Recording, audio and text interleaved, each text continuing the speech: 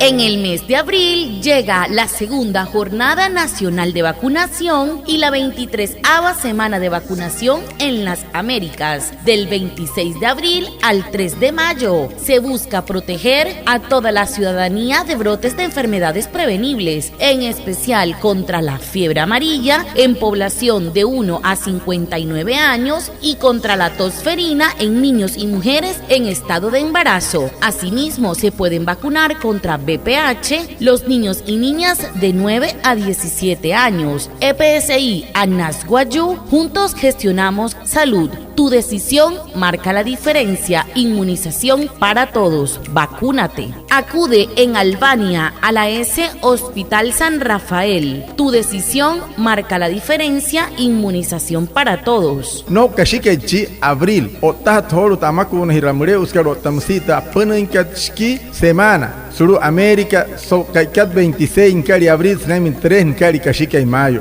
Kasacha kachike. Ai mahas pushware te pichkari rusuri tumanuru hout kat mauria para hanare muito fiebre amarilla monakat nanai hena ho uyu ekwane ne huya snaime araiski me kiet sarmen huya otamsis purto coach kanana te pichkano tahiyeyu eke puonno musi mauria ya makunos purto BPH monaka pur hiyeyu totoroyu hanai he me kiet tren poro karat shmen huya senoi kite EPS karhumoi wane wairuku soto hai hiya kano to wayakana chaha hirashiwa kwa pura ana hurut kapa purhamakun hirun to pitat kat San Rafael Albania soto hai hiya kano to wayakana chaha hirashiwa kwa pura ana